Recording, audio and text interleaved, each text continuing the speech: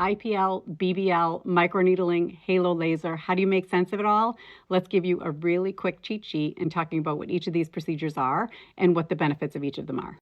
IPL, intense pulse light. It has one wavelength, it stays at the surface of your skin, and it's good for hyperpigmentation and sun damage. And what it does is it goes in there, it zaps those spots, and it gets those spots to turn dark brown and flake off. It's called a photo rejuvenation. Runs about $200 to $350. That's about what you should be paying for it. Very little downtime, and it is a very non-invasive procedure.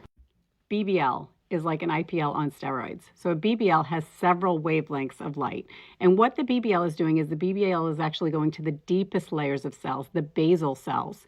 And it's basically saying you are the base of everything. We need you to act younger as cells. We need you to do the things that younger cells would do. We need you to move faster. We need you to be a really healthy base for all the rest of the cells so that you're creating a really beautiful young ecosystem for your cell behaviors. You're going to get that collagen impact. You're going to get the hyperpigmentation. It's going to address some wrinkles, but most of all, it's going to give you that long-term impact where it's really getting to those deeper layers of cells and telling them to really act younger. They run between $300 and $500 a piece, are minimally invasive.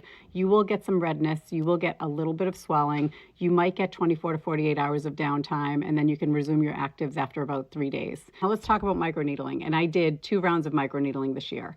You can get microneedling with PRP, which is basically needles that go into your skin. They go from a depth of 1 millimeter to 7 millimeters, where the at-home treatments are at about 0.5 millimeters.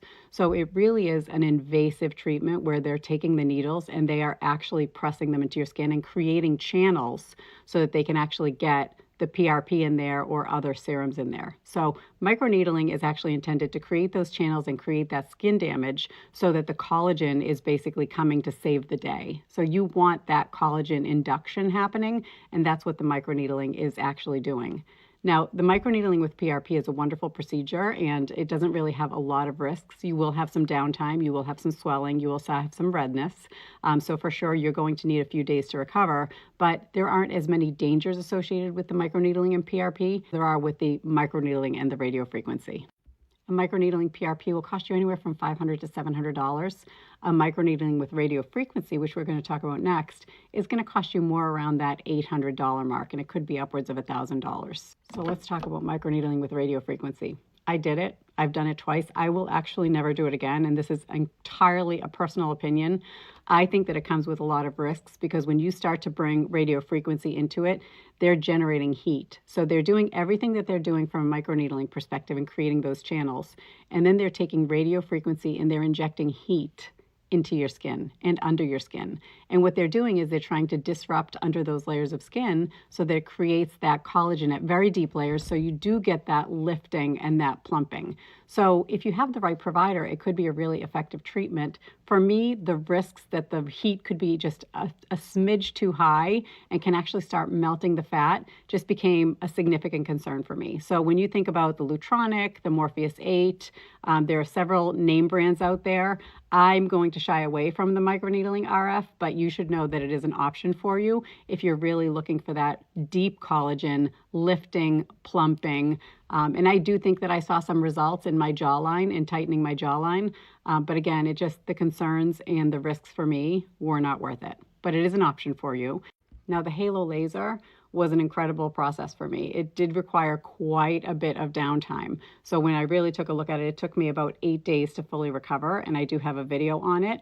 But when you take a look at the change in my skin for the halo laser, that was something that really moved the dial for me. The laser is almost like having a CO2 treatment and a fractional laser, and it's almost like they got married and they had a baby. What you're getting is the ablative treatment, where it's actually going in and creating channels with the laser so that you almost have these like pinpoints that you can actually see as the day goes by, and then it's also resurfacing the skin. So it's incredibly invasive and it's incredibly powerful, and the downtime is serious. So it is going to take you 8 to 10 days to see that halo effect. For me, I started to see the halo effect right around day 7, but the things that it was pulling out of my skin were unbelievable. Like, it really pulled out so much hyperpigmentation. It really minimized any pore sizing. It gave me incredible texture.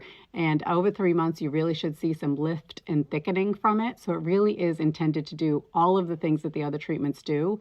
It will cost you somewhere between $1,500 and $1,800. Again, expect the downtime. You will get the swelling, you will get the redness, you will get the sensitivity.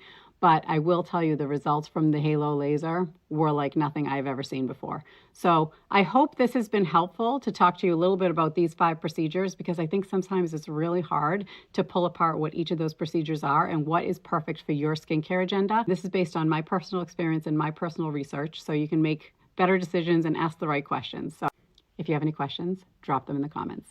I'll talk to you soon.